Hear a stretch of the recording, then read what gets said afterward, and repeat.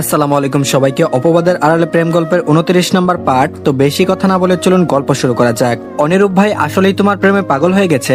শুভ্র sir তো প্রায়ই বলে ওনার কথা। কি ছিলেন আর কি হয়ে গেছে তোমার স্বামী? আশা এক কথায় ভাব দেখিয়ে বলল, এটা হচ্ছে আমার হাতের খেল। বাঁকাকে একদম সোজা করার পন্থা আমার জানা আছে। আশা আর তুলি দুজনেই হেসে ফেললো। হঠাৎ তুলির ফোন বাজলো। শুভ্রর কল দেখে তুলি ফোন রিসিভ করলো। সালাম দিতে অপাশ থেকে বলা হলো, তোমার শেষ। তুলি উত্তর দিল, প্রায় শেষ। আশা এসেছিল। শুভ্র এটা শুনে হেসে কৌতুক করে বলল, কি ব্যাপার, তাদের কি আশা পূর্ণ হচ্ছে? তুলি আশার দিকে চেয়ে উত্তর দিল, ইয়া, আশা প্রেগনেন্ট। আশা লাউড স্পিকারে দিল। শুভ্র খুশিতে উচ্ছ্বাস নিয়ে হেসে বলল, বন্ধু বাবা হচ্ছে এটা জানে কি সে? কি ভাবি জনাব? শুভ্র একথা বলতে আশা লাজুক হেসে বলল, আমি নিজে তাকে জানাবো, ততক্ষণ তোর পাতে থাকুক। শুভ্র মেনে নিল, তারপর বলল, বন্ধুর কষ্ট তো আর চোখে দেখা যাচ্ছে না, তবে আপনি যা বলবেন। তুলি শুনো। তুলি আবার ফোনটা সাইলেন্ট করলো। ফোন কানে লাগাতে শুভ্র ফিসফিস করে বলল, আজকে আম্মুকে বলে দিয়েছি মেয়ে আম্মুর ঘরে ঘুমাবে, তুমি ওকে ভুলো আনতে যাবে না আজ আমাদের ঘরে। শুভ্র যেন শাসালো। তুলি লজ্জায় শেষ, তবুও মিছে রাগ দেখিয়ে বলল, মেয়ে আমাদের ছাড়া কখনো ঘুমায়নি, আপনি সব সময়। শুভ্রকে মাঝপথে থামিয়ে দিয়ে বলল, অভ্যাস করতে হবে তো, এভাবে কয়দিন আমি উপোস থাকবো? দয়া করো তুলি, ভেবে দেখো আমার মেয়েরও তো ভাই বোন দরকার।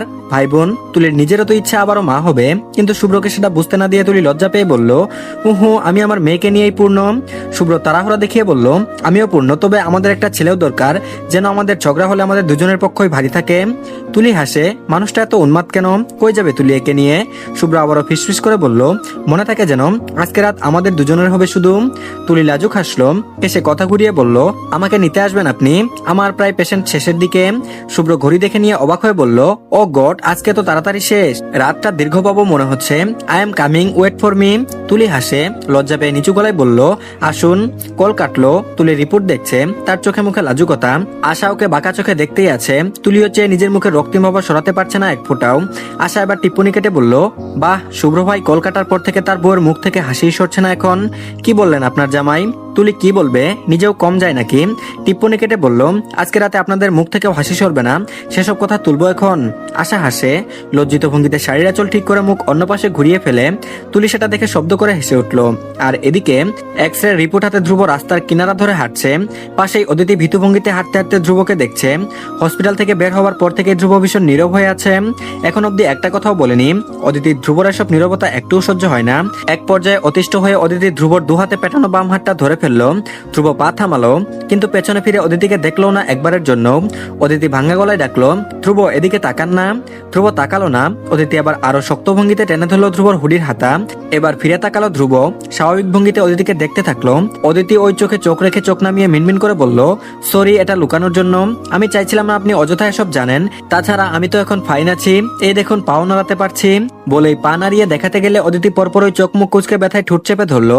ধ্রুব ভ্রু বাঁকিয়ে তাকালো, স্বাভাবিক চোখ ওর। অদিতি আস্তে করে পা মাটিতে রাখলো, অপ্রস্তুত গলায় বলল, সরি।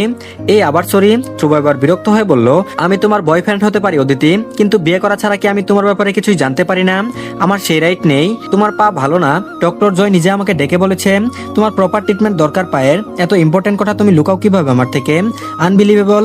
অদিতি চুপ হয়ে গেল, বলার চেষ্টা করলো কিছু, তারপর বলল, আমি আমি বলতে চেয়েছি।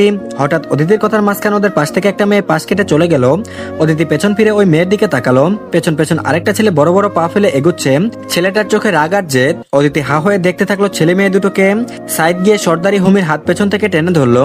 হৈমি রেগে পেছনে ফিরে তাকালো, ওর চোখে জল এসেছে রীতিমতো। সাইদ হৈমির চোখে পানি দেখে এক প্রকার হতভম্ব হয়ে গেল, চেঁচিয়ে বলল, God, why are you crying? বাচ্চা কি হবে না নাকি কোনোদিন? ছোট একটা বিষয় নিয়ে তো তেরামো ভালো লাগে না আমার হৈমি। হৈমি সাইদের হাত থেকে নিজের হাত ছাড়িয়ে নিয়ে দু হাতে চোখ মুছলো, মাথাটা নিচু করে নাক টেনে টেনে বলল, আমি সব শুনেছি, ডক্টর কি বলেছে, বাচ্চা না হলে আপনি ছেড়ে দিবেন আমাকে? সব জানি আমি, মাইশা ভাবি বলেছে আমাকে। সাইদ হতভম্ব, কি ভাবছে হৈমি ওকে নিয়ে? ও কোথাও ঠিক কোন জায়গায় ভালোবাসার খামতি রেখে দিয়েছে। সাইদ অন্যদিকে চেয়ে নিজের রাগ কন্ট্রোল করার চেষ্টা করে আবারও চক্ষু লাল করে হৈমির দিকে চোখ ফেরালো, খিচিয়ে খিচিয়ে বলল, ওকে ফাইন, তোমার বাচ্চার গোষ্ঠী গিলায় আমি। আজকে রাতে আদর তুই সারা জীবন মনে রাখবি, যতক্ষণ পর্যন্ত না তুই কনসিভ করছিস ততক্ষণ অব্দি আমি সাইদের হাত থেকে তোর নিস্তার নেই। Let's go. বলে আচমকা পাজা খুলে তুলে নিল হৈমিকে। হৈমি দুহাতে ভয় পেয়ে সাইদের গলা জড়িয়ে ধরে ভয়ার্ত চোখে বড় বড় চোখে সাইদের দিকে চেয়ে দেখে সাইদের চোখ মুখে রাগের ফুলকি ঝরছে। হৈমি বুঝতে পারে সে ভুল মানুষের সঙ্গে পাঙ্গা নিয়েছে। কি হবে এখন? খোদাতাআলা রহম না করলে আজকে সাইদের হাত থেকে হৈমিকে বাঁচাতেই পারবে না। হৈমি ভয়ার্ত গলায় বলার চেষ্টা করলো, আমি তো এসব মিন করিনি। Just shut up. আমি তোকে ছেড়ে দিব জাস্ট বিকজ অফ একটা বেবির জন্য। এটা বলার আগে তোর ভাবা উচিত ছিল। Now I have no other option. Saeed হৈমিকে কুলে নিয়ে বড় বড় পা ফেলে গাড়িতে বসিয়ে দিল। পুরো ব্যাপারটা ধ্রুব অদিতির নজরে থাকলো। অদিতি ওদের এসব কথা কুলে তোলা দেখে ঠুট চেপে চূড়ান্ত লজ্জায় অন্য পাশে মুখ ঘুরিয়ে নিল। ধ্রুবর এসব দেখে ভীষণ হাসি পাচ্ছে। কেন যেন ও দুষ্টু হেসে আর চোখে অদিতিকে দেখলো। তারপর কি মনে করে অদিতিকে ঝুঁকে এসে শুনিয়ে শুনিয়ে বলল, কি ব্যাপার তোফাজ্জল হায়াতের ভদ্রকন্যা, কাউকে দেখে আপনার মধ্যেও কিছু মিছু হচ্ছে নাকি? ইস, অদিতি লজ্জায় যেন মাটিতে ঢুকে যাবে। ও মিছে রাগ দেখিয়ে চোখ রাঙালো ধ্রুবকে। ধ্রুব ওই তাকানো দেখে ভয় পাওয়ার ভান করে বুকের বাপাশে হাতটা চেপে ধরে হালকা পিছিয়ে নিয়ে আতঙ্কিত গলায় বলল, oops your eyes is scaring me, don't give me this look. Aditi হেসে ফেলল ধ্রুবর বাড়তি অভিনয়টুকু দেখে। আজ 21শে ফেব্রুয়ারি। আজ খাদ্যমন্ত্রী সৌরভ ইয়ামিনের মুক্তির দিন। আজ আদালত থেকে বিনা শর্তে মুক্তি পেয়েছেন উনি। আদালত থেকে মাথা উঁচু করে বুক চওড়া করে বেরিয়ে আসতেই পুরো জায়গা জুড়ে কোলাহল লেগে গেল এক প্রকার। চারপাশে পুলিশের ঘেরাও, সাংবাদিকরা উৎপেতে আছে রীতিমতো। সৌরভ বেরিয়ে সাংবাদিক আর জনগণের ভিড়ে আটকা পড়ে গেলেন। পুলিশ এত মানুষের ধাক্কাধাক্কি সামলানোর চেষ্টা করার জন্য লাঠি উঁচাতেই সৌরভ চোখের ইশারায় তাদের থামালেন। পুলিশ সদস্যগণ একপাশে সরে গেল। সৌরভ সাংবাদিকদের দিকে তাকালেন। একজন সাংবাদিক শুরুতেই বলল, স্যার আপনার মানি লন্ডারিং এর মিথ্যা মামলার পেছনে কারা থাকতে পারে? আপনি কাকে সন্দেহ করছেন? সৌরভ মুচকে আসলেন। চোখের ভেতর কিছু একটা তো ছিলই। জবাব হলো, সন্দেহ আছে, তবে এখন সেটা বিশ্বাসে বদলে গেছে। বাকিটা আপনারা খুব শীঘ্রই দেখতে পারবেন। সাংবাদিকদের মাঝে একথা শোনা মাত্রই সারা পড়ে গেল। একজন এগিয়ে এসে বলল, স্যার শোনা যাচ্ছে আপনার ছেলের হাতে আছে আপনাকে মুক্ত করতে। তাহলে কি ধরা যায় তিনি রাজনীতিতে আসতে চলেছেন? ধ্রুব দূরে বাইকের সঙ্গে হেলান দিয়ে দাঁড়িয়ে আছে, কালো সানগ্লাস চোখে, আরেক হাতে সিগারেট ফুঁকছে, তো আরেক হাতে কোকাকোলার ক্যান। ঠোঁটে তার সেই চিরচেনা উদাসীনতার ছাপ। সৌরভের তাকানো তার গায়ে লাগলো না যেন। সৌরভ ধ্রুবর দিকে এক ঝলক তাকিয়ে চোখ সরালেন। তারপর জবাবে বললেন, আমার ছেলে আমার সব। আমি আজও টিকে আছি কারণ আমার ছেলে পাশে ছিল। আমাকে নিয়ে প্রশ্ন তুলতে পারেন, কিন্তু আমার ছেলেকে নিয়ে নয়। ওর এই জগতের প্রতি বিন্দুমাত্র আগ্রহ নেই। ওর জগৎ আলাদা। এক মুহূর্তের জন্য সবাই চুপ হয়ে গেল। সৌরভের কণ্ঠে যে দৃঢ়তা, তাতে আর কোনো সাংবাদিক প্রশ্ন করার সাহস পেল না। সৌরভ পুলিশের দিকে তাকালেন। সঙ্গে সঙ্গে তার ইশারায় পুলিশ দিয়ে ঘিরে ফেলা হলো। সাদা পাঞ্জাবি পরে যেমন রাজার মতো কারাগারে এসেছিলেন, তেমন ওই সম্মান নিয়ে আদালত থেকে বেরিয়ে মার্সিডিজের দরজা খুলে গাড়িতে বসলেন। সৌরভ গাড়িতে বসতেই বাকিটুকু সিগারেট রাস্তায় ফেলে দিল ধ্রুব। কুকের বোতল পাশে থাকা সৌরভের দলের এক ছেলের হাতে ধরিয়ে বাইক স্টার্ট দিল। তারপর গাড়ির আগে চললো বাইক নিয়ে, আর পেছন পেছন সৌরভের গাড়ি এগোলো। আর এদিকে বাড়ির দরজায় এসে সৌরভ নামলেন, সাদা পাঞ্জাবের বোতাম ঠিক করলেন। ইয়ামিন বাড়ি এর সামনে এক মুহূর্ত দাঁড়ালো। ধ্রুব সানগ্লাস খুলে বুকের খোলা শার্টের মধ্যে ঝুলিয়ে এগিয়ে গেল।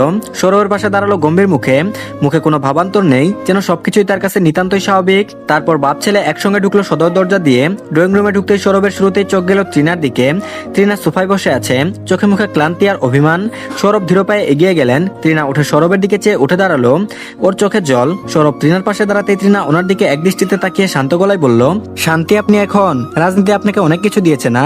আর কিছু পাওয়ার আশা আছে এখনো? বলুন আমাকে, নেক্সট কোন কারাঘরে যেতে মন চাইছে আপনার? তৃণা কথা বলতে বলতে একসময় ফুপিয়ে উঠল। সৌরভের পাঞ্জাবের বুকের অংশ মুষ্টিতে চেপে মাথাটা হিলিয়ে দিয়েছে কঠোর কঠিন বুকের উপর। সৌরভ আর চোখে ছেলের দিকে তাকালেন। ধ্রুব তখন ডাইনিং টেবিলের সামনে জগ থেকে পানি গ্লাসে ঢালছে। ওর ওসবে মন নেই এক বিন্দুও। ইচ্ছেও নেই নিজের বাবার জন্য অননারীর সঙ্গে মান অভিমানের গল্প শুনতে। ফেড আপ ধ্রুব এসবে।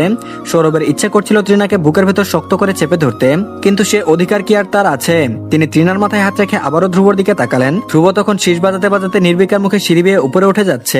ধ্রুব যেতেই সেই মুহূর্তে আর কোনো বাধাই সৌরভের সামনে রইল না। তিনি দু হাতে তৃণাকে বুকে টেনে আগলে নিলেন। আজকারা পেয়ে এবার সৌরভের শক্ত কাঁধে মাথা রেখে তৃণা হাউমাউ করে কাঁদতে লাগলো। সৌরভ আস্তে করে স্ত্রীর পিঠে হাত বুলিয়ে বললেন, থামো, মানুষ আছে বাসায়, ওরা কি ভাববে?